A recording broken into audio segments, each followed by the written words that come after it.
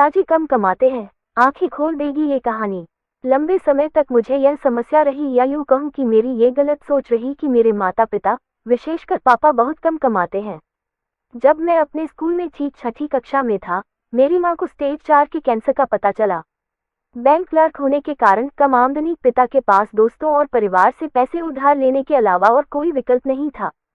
कुछ महीनों की दर्द भरी जिंदगी के बाद आखिरकार वह मर गई। हम कर्ज में डूब गए। धीरे धीरे चीजें पटरी पर आने लगी और तेजी आने लगी, लेकिन फिर मेरे पिता का स्वास्थ्य खराब हो गया और उनकी किडनी खराब हो गई। फिर शुरू हुई 4 साल की धीमी यातना, लगातार 4 साल तक सप्ताह में 2 बार डायलिसिस। इस दौरान मेरी कॉलोनी के दोस्तों, रिश्तेदारों ने नया घर बनाया, कार, बाइक, नया मोबाइल फोन खरीदा, नए गंतव्यों की यात्रा की, और यहाँ हम दिन के अंत को पूरा करने के लिए संघर्ष कर रहे थे। पिताजी अब नहीं है। मैंने सारा कर्ज चुका दिया है। मैंने कमाना शुरू कर दिया है और अब मुझे समझ में आया है कि मैं कितना गलत था।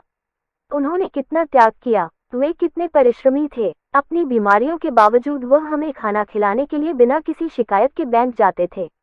मुझे उनकी और उनके सभी प्रयासों की याद आती है। काश मैं कह पाता और उन्हें बता पाता कि उन्होंने इससे भी अधिक किया है, बहुत किया है।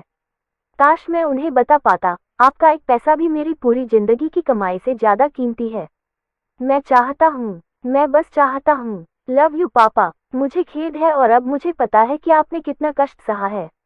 दोस्तों, अब मुझे पता है कि समय ही हमें अपने प्रियजनों का मूल्य समझाएगा, लेकिन अगर किसी भी तरह से आपको भी ऐसा कुछ महसूस होता है, तो बस समझ लें कि आपके माता पिता सिर्फ आपका पेट भरने के लिए अपनी क्षमताओं से 200% काम कर रहे हैं। अपनी वर्तमान स्थिति, विशेषकर वित्तीय स्थिति की तुलना सिर्फ इसलिए न करें क्योंकि आपके माता पिता कम कमाते हैं।